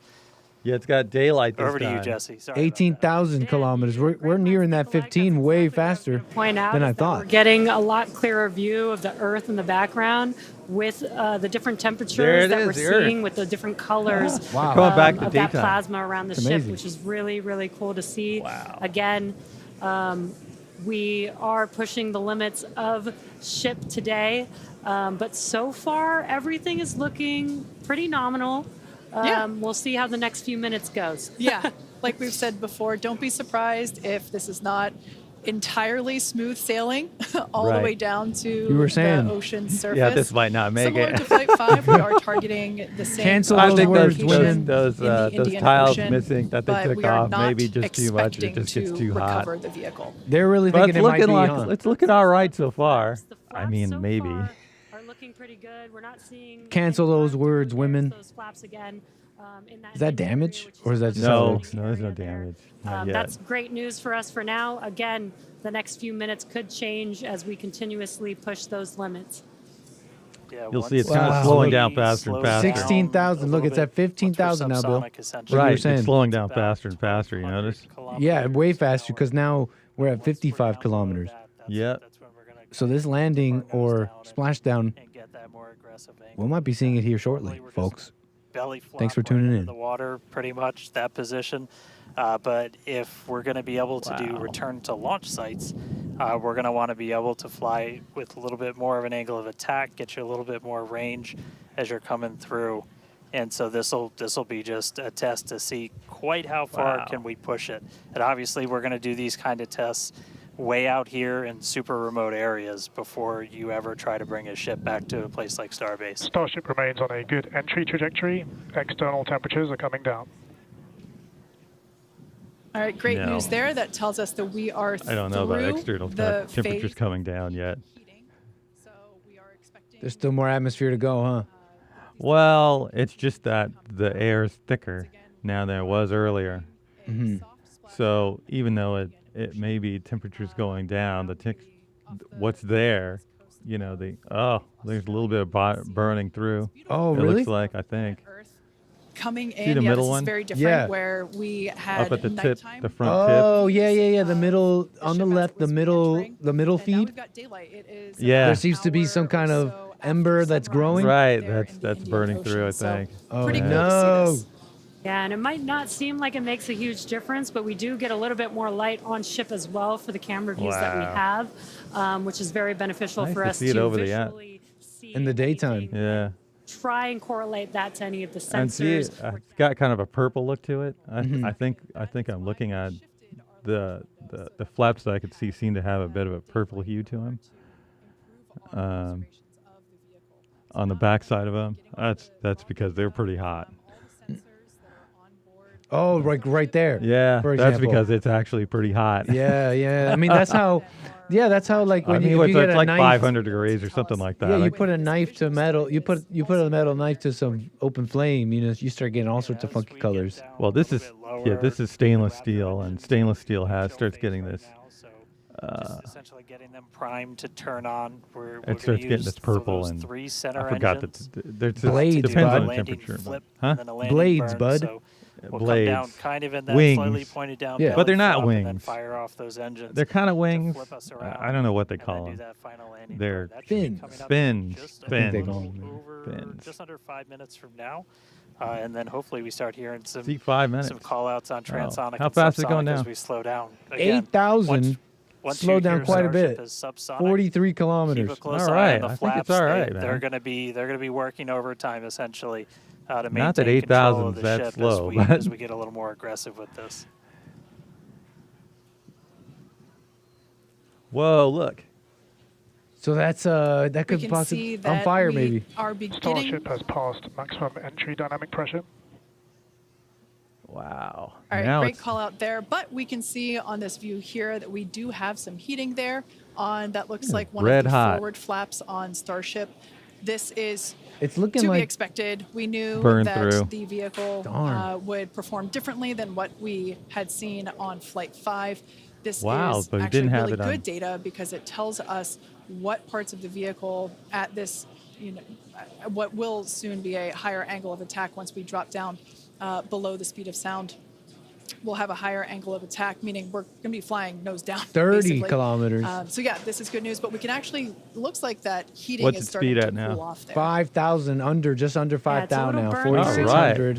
Again, it is Not long. important to note when we I would start say it's made seeing it now. that, You'll start seeing that through wing. It'll the start ship's cooling descent down. Yeah, as and well. that So, big red like Kate spot was is saying, gone. If it you Right, can see gives yeah, some really yeah. good data Yeah. here. wherever that burn through looks was, like, it seems to be The gone. other flaps Yeah, are it's doing cooling a down. little Probably better cooling than the down. one It that made has it. a little burn through, which is some good news. It made it, huh? Yeah, again, it made it. constantly watching. Looking We've crispy got but okay. Yeah. a couple minutes Looking until good. we're expecting to make it all the way back down Flash through. down. And this thing does Exactly. blow up or and whatever. like we said before, It's a they we drop are it in the not ocean and hope for the expecting best. To recover the ship. Yeah, they're Although that would be great. It'd be a nice bonus if it happened. Oh, they're but talking about it's recovering. not really in our expectations today. We really want to push the hardware, as we've been saying. But really, Wow, the so that's telemetry, the cloud the cover. data, That's still pretty high up. the Yeah. video that we receive all the way 26 to the kilometers? end is That's still truly what we're way looking above for any and plane. will help inform the future designs of this Yeah. vehicle. We Right, can see some 26 flat kilometers, movement as the 260,000 camera is feet in the moving air? around. That's what you're seeing No. there. is Or the flaps 26,000. adjusting, and we have a camera 26 on one of the kilometers? flaps there. Yeah. This is the view that you're seeing there. I'd have to figure that out. And you can also see the graphic in the bottom. I Starship is think slowing in down feet. past That's the Mach 1. problem. Oh, I'm thinking And wrong. Sorry. Call outs aligning with this. You can 26 see the kilometers, orientation of the vehicle 85,000 starting feet to in the air. change. You That's can follow that graphic at the bottom of your almost 3 screen. times higher than any airliner. Again, that is why those Right, flaps but are that's changing. any commercial airliner. That's the SR-71. That's its Yo. its maximum. Something's going on. This is when things Starting to spin around in the air. will start to get a little interesting. So this is when we're moving slower than the speed of sound. You can see that nose slowly start to tip down, and we're going to try and maintain flap control the whole way. But we are just a couple minutes away from hopefully doing a landing flip, landing This landing is how it burn does. if the flaps can hold. This is normal. Yeah, this is amazing. The camera's on the end of the wing, so when the wing moves, Gotcha. It's also moving the camera. Right. High altitude test with serial number 8. We saw the ship come back. It's inbound, Pinecone. Thanks for jumping into the stream. Yeah, this is almost over. Yeah. We will be, as Dan said, we will be dipping Somewhat down a little successful, right? I think successful in many ways, maybe not in others. Launch for SpaceX here in the Starship flight number 6. those aft flaps. I love Pixar, says Kilo Alpha Tango. In order to collect data for future landing profiles. Changing green screen angle. Is he Activate green insinuating something? screen angle. That's what Matthew says. Huh? Activating green screen angles. Oh man. You haven't seen the videos? NASA and green screen. It's all a joke, Bill. They're not catching it again, Pinecone. In fact, they were supposed to catch the lower stage. In fact, due to something, didn't meet the criteria, the standards. They foregoed the catching of the initial booster stage. But we have right now what's I believe is the splashdown of Starship. Let's watch. Now the Looks like it made engines it. will relight and help flip the booster back up. This is a more severe flip given the orientation. The engines will shut down prior to the water making impact, prior to the vehicle making impact with the water. Our ship is doing great so far. There's those engines relighting. What a great reorientation by Starship. Wow. All 3 down to 2 into the water. Starship is landed. Wow. And we have ship splashed down in the Indian there it Ocean. Right on Elon Musk. Some awesome buoy cam action here. Daylight views. And this thing just sinks, I guess. Incredible. Does it float? We really pushed the limits on ship and it made it all the way back down to Earth. Does it float or sink? I don't know. Depends. That's awesome. They didn't blow it up. Oh, it has like explosives and all that. Well, it has gas. That's right. So that could be dangerous. You don't want to get near it. Right, and it's got explosives on board. Yeah. Recovery jobs. I didn't know recovery jobs would be so spicy. Well, right on, ladies. What a launch. Amazing stuff by SpaceX and Elon Musk. Pretty impressive stuff. What do you think? That's amazing. No, awesome. I think we're they're be a just multiplanetary species. They're just, it's getting close, you know. Yeah. Now, next one, the next version they have is what they call Block 2. Uh-huh. So it's a more advanced version of it. Has more fuel. The flaps are I guess a little more protected, where they're smaller, they're more forward, and they're a little more protected by the curvature. I guess it's like they're above the curvature of the ship itself, so they're a little bit. The hinges are more protected, and they already built it, and I don't know when they're going to launch it, but maybe in not too distant future. It might be like just weeks away or a month away or something like that. They might do it before the end of the year. They'll probably do the same exact thing as this, though, because that one hasn't been tested. How it's gonna, all the new stuff, the new technology that's built into it has not been tested. So likely they're gonna do the exact same trajectory and everything on that one. Amazing stuff. I enjoyed watching that. Wishing them well. Trump, thank you, Mr. President, for the future of SpaceX. I think I heard he was watching this particular launch, and I think they're gonna enjoy some cutting of, if there's any red tape in the way. SpaceX, I think we'll see an era of many launches. I think when America is a little wealthier than I thought. Isn't that true? I mean, I was just happened to be, looking at how many different ships and stuff, spaceships and stuff we have. There's a lot of stuff. Yeah. Yeah. I mean, just that Starship. We've got New Glenn. New Glenn? New Glenn, yeah. What the heck is this? NASA. Oh, it's not just SpaceX making a bunch of stuff. Yeah, it's not just SpaceX. Okay, that's New Glenn. That's a new rocket made by Blue Origin, and it's supposed to fly. It's Amazon. Yeah, well, the Amazon founder. It's not the Amazon. But Jeff Bezos. Jeff Bezos, right? And that's supposed to fly within the next few months. We've got the start. Well, we've got there's a whole bunch of different things here. We got the Falcon 9. We got the Falcon Heavy. That's those SpaceX. Those are SpaceX. We've got Vulcan Centaur. You said Vulcan? Yeah, Vulcan Centaur. Look that one up. Vulcan Centaur. Who's this? Vulcan Centaur is ULA, United Launch Alliance. They make that rocket. Never even heard of them. Oh, it's I think it's Boeing and Lockheed Martin. Huh. ULA. They work together. Yeah. The ULA. ULA. I think I could be wrong. But it's United Launch Alliance, and then there's a Cygnus, but I think that uses some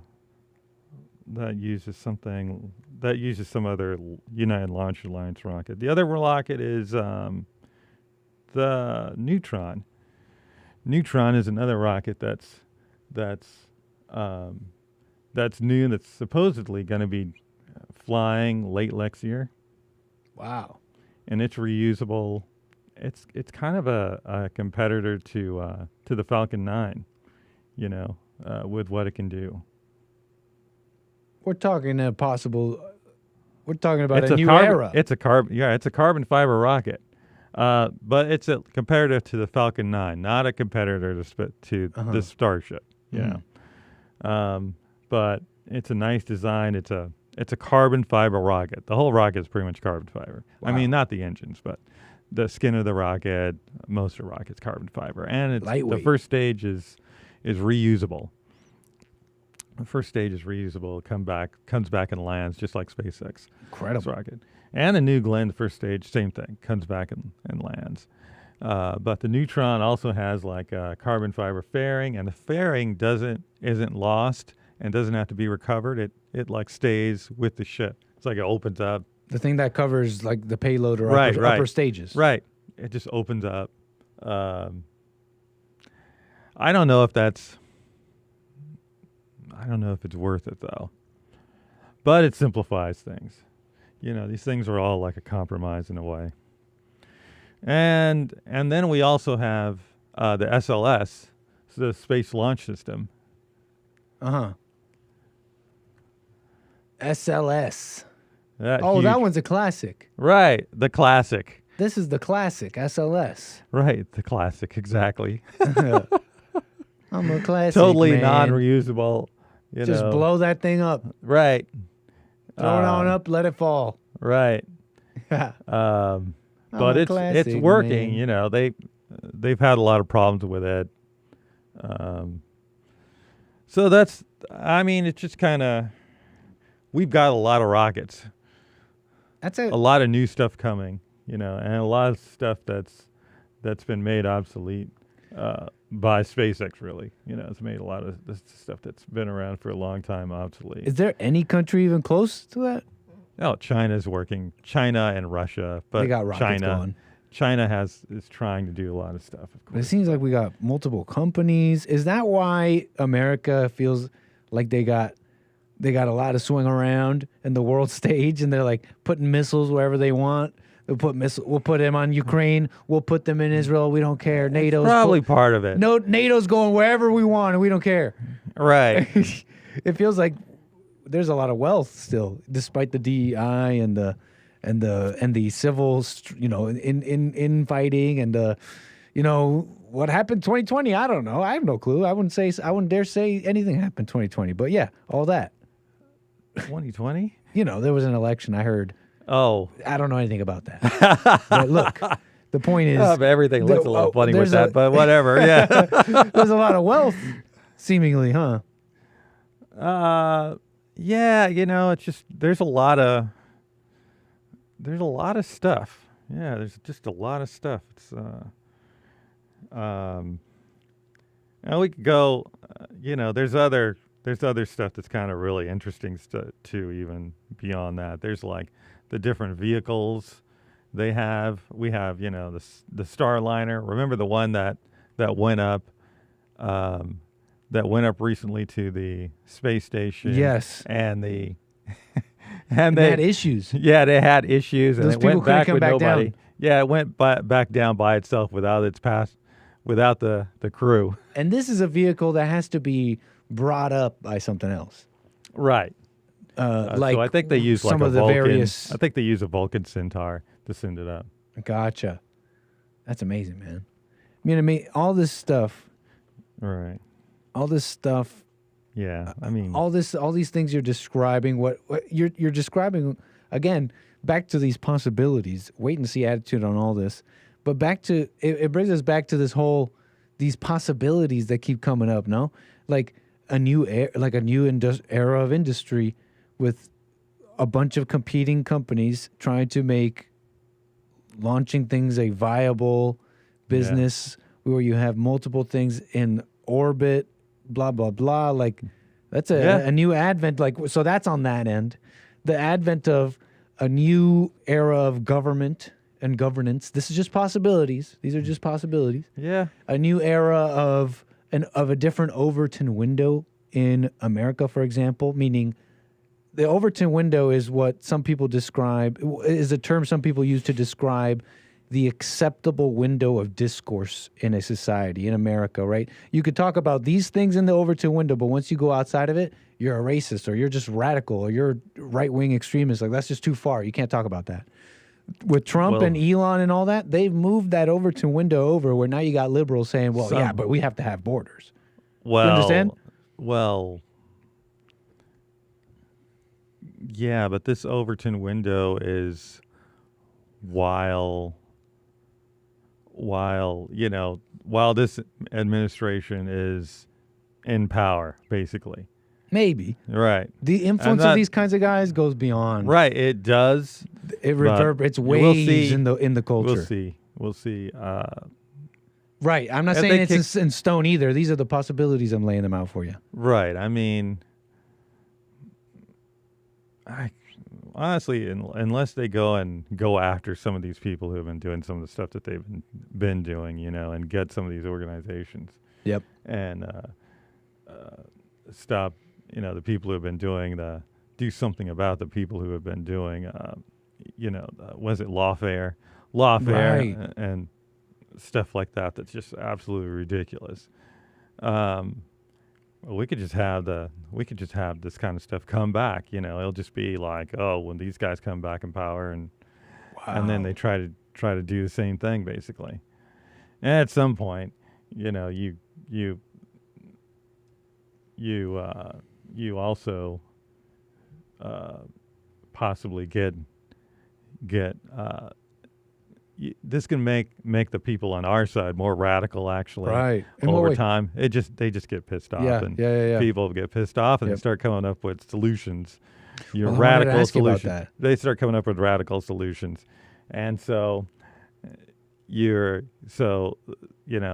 Democrats go and do lawfare stuff. Pretty soon you radicalize the Republicans or the conservatives, and they start doing the similar thing to the other Throwing side. You know what I them mean? in the gulags. Right, basically. But don't you Not understand? throw 'em They in the tried gulag, to put Trump in jail, and then it's like right, yeah, exactly. or something like some iteration of that down the road. Right. Yeah. I actually wanted to ask you about that. That's why I'm even laying this out, the possibilities of what some of these things we're seeing, these rockets, this Trump presidency, and even beyond that, we're getting a taste of what we can envision of what may be possible. There's also all sorts of talk about the negatives, the Trump cabinet picks, and of what his presidency might look like, and what you were bringing up, what will America look like beyond Trump after him? So there's all the talk about that as well. I was even trying to be all serious about that yesterday, but I realized we really don't know.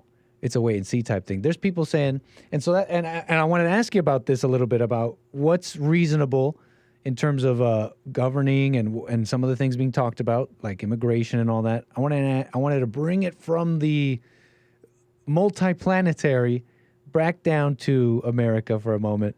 And, there's something I've been talking about on the show. Immigration is one of them. Mm-hmm. And this is a big thing Trump has been talking about. You know this. And he's been saying, I'm going to carry the biggest deportation operation or whatever America's ever seen and all that. And so everyone has their thoughts on what's going to happen with Elon, what's going to happen with the wars, what's going to happen with immigration. They're saying, oh, look, Trump picked this person as a cabinet. That means he's lying about the deportations, or there's all sorts of stuff. And I'm looking at stuff like this where this PhD person on X, her name is Kaidi Wu. She has some following. She's gone viral with this thread showing how Trump is taking major aims against legal immigration. So it's not just illegal, but legal immigration, and how he's going to make it tough for people like her, for people like her, educated foreigners, to get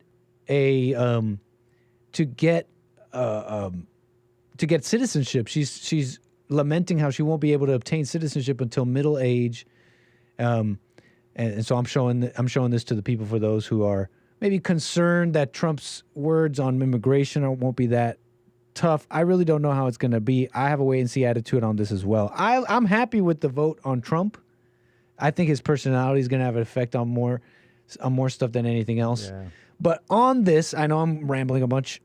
Let me nail it down for you, Bill, because I do want your thoughts on this. On the topic of coming up with too big of on what's a reasonable solution to certain things, I guess I just want your thoughts on the actual deportation of illegals. There are a few forces tugging at Trump and the whole Trump movement. And there's some that want massive amounts of legal immigration, and they would shudder at the idea of Trump deporting. I even showed a video of it yesterday. These Silicon Valley big money types who've recently decided to support Trump, they're shuddering at the idea of Trump deporting what they call families who just want a better life. They are legal. They're people who would be okay with a total deportation of all illegals tomorrow.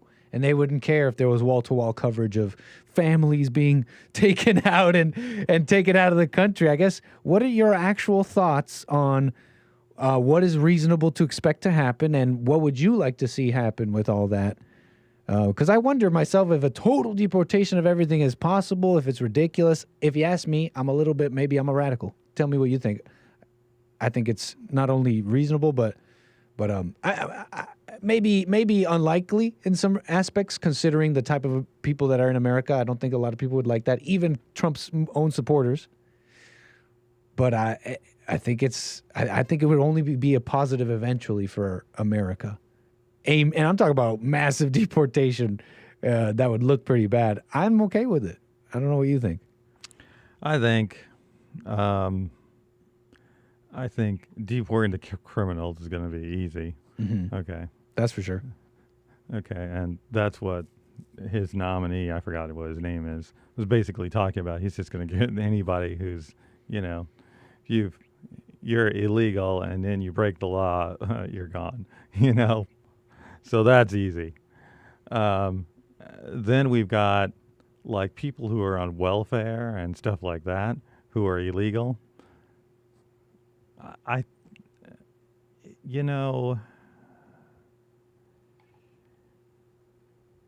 Yeah, I think it's just going to become, it's going to become more difficult for them. A lot of that's going to just stop. So I don't know. I'm sorry, I'm not following. You're talking about just them being supported to go live at some place. Okay, it'll be just difficult. That's to just not operate going to happen. I think that's going to stop. Ah, okay. Okay. So then, what are those people going to do? Maybe they run to certain states or something like that, I guess. Sanctuary cities. Sanctuary cities or states or something like that. And easy pickings. Oh, sorry. I don't know about this. Easy pickings. Once they've retreated to the sanctuary cities, that's when we enact Operation Round them up. The other thing that they could do actually is they could just make it really. They can just make laws that just make it really difficult to do anything. If you're, make the fine $100,000, for you to be hiring somebody who doesn't have the right papers or something like that. They can make the situation so difficult that you'll basically make the people self-deport most of themselves. Mass self-deportation. Right. Yeah. I love that. That makes sense. Right. I know there's people poo-pooing that a little bit. They're saying they'll hear something like that. They'd say, well, that's not good enough. Trump, you promised, blah, blah, blah. And whatever. I love that. All I'm trying to say is I'm waiting to see on that as well. But that's already amazing. That's already way better than the entrenched, self-interested powers who would rather keep the floodgates open for self-interest. Right. I know. There's other stuff that's going to happen, though. I think, Trump is going to get this border closed in about a year. And he'll get it. It'll really be closed. They won't be getting fentanyl through or none of that. It's going to be this. A lot of the stuff is going to start drying up. And, then a lot of the issues are going to start. It's like crime, a lot of crime on the streets and stuff like that will suddenly get more dangerous than ever. You said more dangerous? It'll get more dangerous Explain. at first. Okay. Because there's less of this stuff, less of the drugs and less of the fentanyl and less of the stuff going around. And suddenly the price goes up. Pastures aren't so green. Right, the pastures Life aren't so becomes a little green. tough. I understand. Right, so things actually get more dangerous, and then they will, do the opposite. You bring up such an interesting concept that I keep bringing up, and that I keep coming up. I keep coming up to this concept and confronting this concept in different aspects of life, and it's this mentality of different city planners and academics. They have found a way to justify allowing crime, illegal immigration, etc., because of the high initial pain and cost to deal with those things. For example, when you have illegals, when you have gangs, drug dealing, you have a parallel illicit economy happening in your country. But what happens when those dollars, what happens once the money leaves the illicit economy? It enters the legal one. All these gangsters and their families and even beyond are buying things.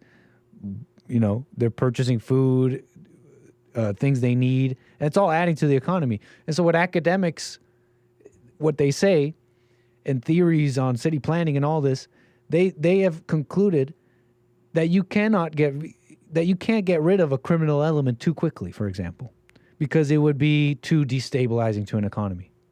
And it's like that kind of mentality is in immigration, for example. See, you have a parallel illicit economy. If you were to snap your fingers and get rid of it, for example, there's stats that show the recent gains, the most of the recent economic gains in GDP for America are from foreign-born work. You were to snap your fingers tomorrow and get rid of that, we'll have a recession, a little bit of a recession. So academics and city planners say, no, you can't get rid of illegal immigration. or at least not too quickly. And of course, if something doesn't happen too quickly in the government, it never gets done. They'll find a way to bring it back. But also, it seems like the illegals have basically taken a lot of the American people's jobs. Yes. And basically they've lost those jobs and had to go do something else. And gosh, I lost my thought.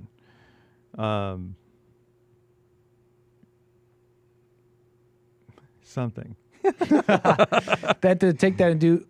You were saying. I forgot too. I just heard you too.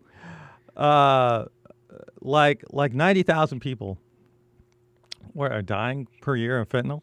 Wow. Something like that. The U.S., 90,000 people per year. I believe it's like 90,000 people a year dying from fentanyl deaths.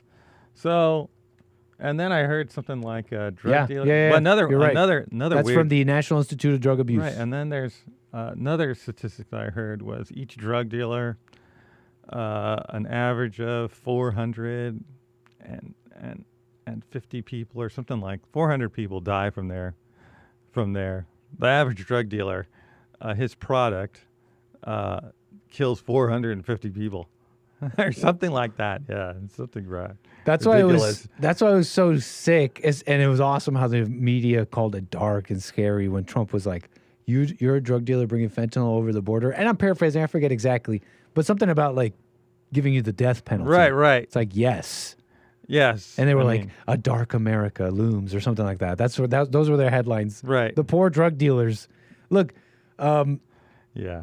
That's amazing, but, man. I mean, it's dark. It's really dark when 450 people on average are dying from the product from, I guess, one drug dealer. Wow. So, I mean, it's a massive, from a drop. I mean, these things, we're talking micrograms, I think, with this fentanyl stuff. Yeah. Difference in micrograms, and we're talking multiple deaths. City block dead. A city block. So yeah, on that though, immigration, all that. Personal thoughts, Bill, on what you would like to see done. Would you like wall-to-wall coverage, boots on the ground, busting into homes, or some hybrid? What do you want to see happen in a Bill's America? I don't know. I mean, we had some. You have to be careful what you do because we have this enemy within, and they'll sit there and turn whatever you do against you if they can. Yep. And so it makes it tricky, And it's not just us right here. It's down the line. It's the next administration. The next 4 years or the next 2 years. All that. That all comes into. But at the same time, I'm looking at how they got here. This guy's just, our president now is just full of it. I don't even have words to.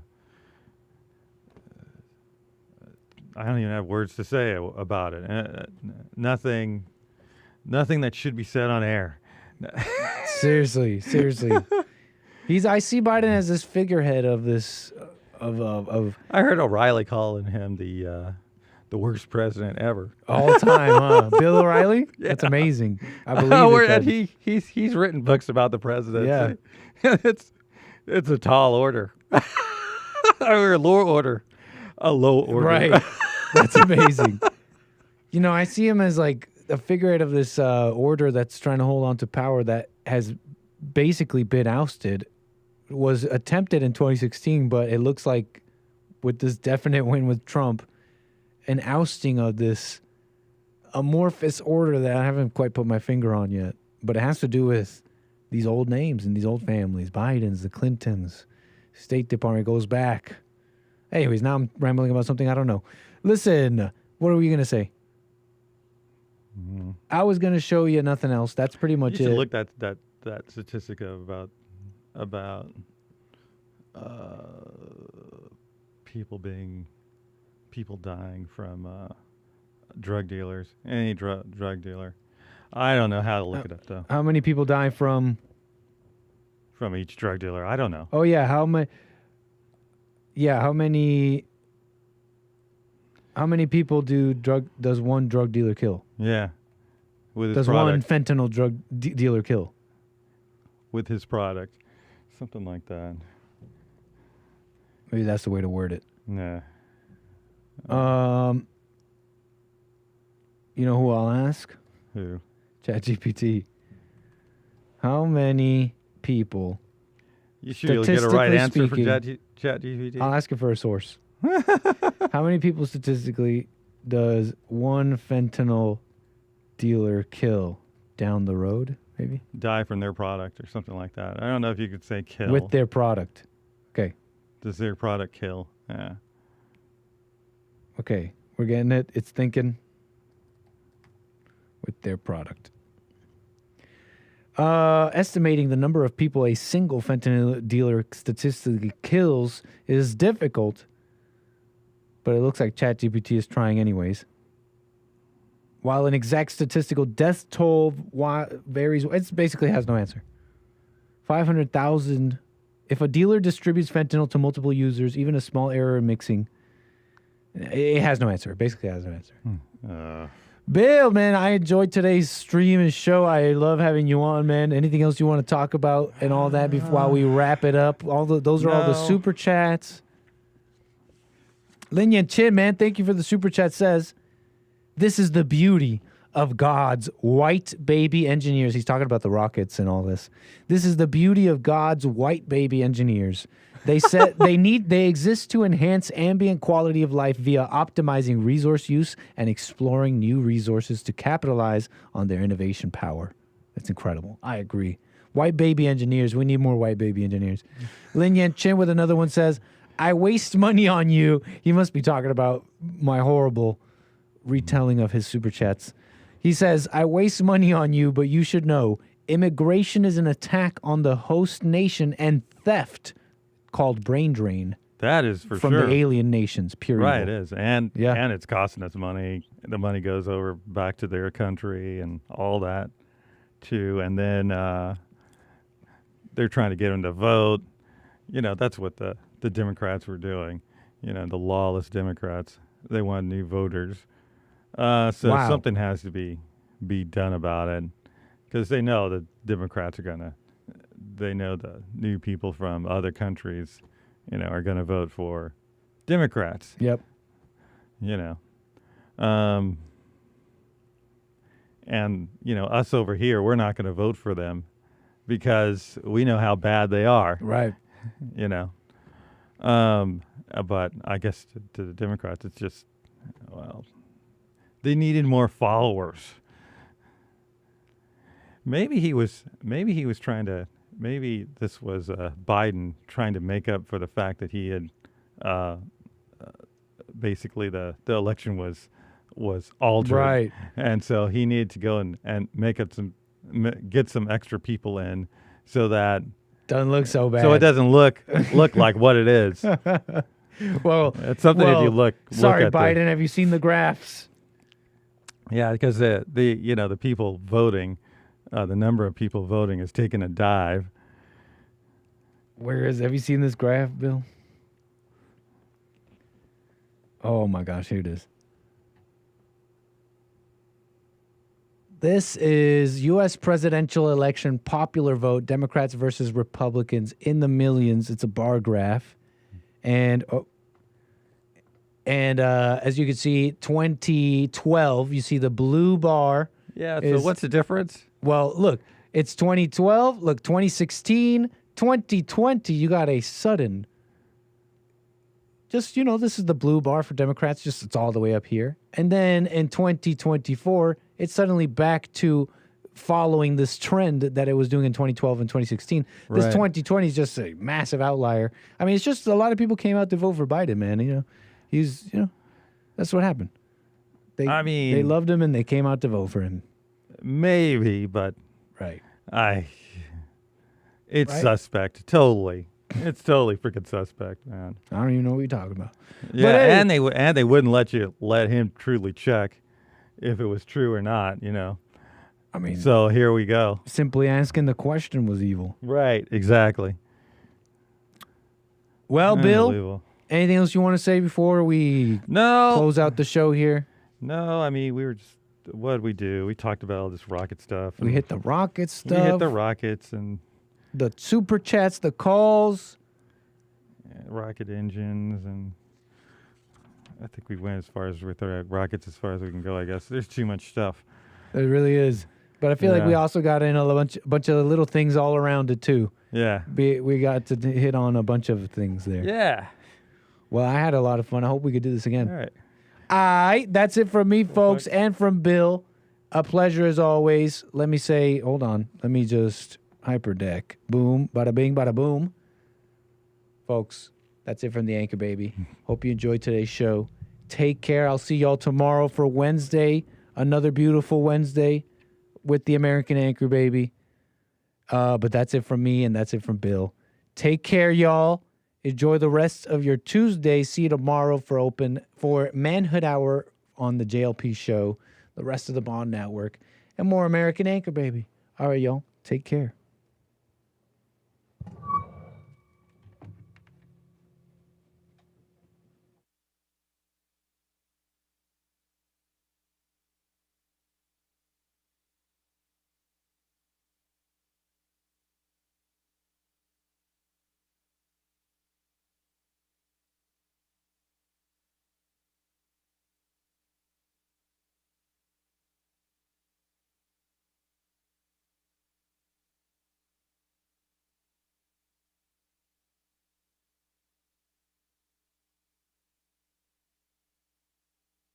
In a little Texas town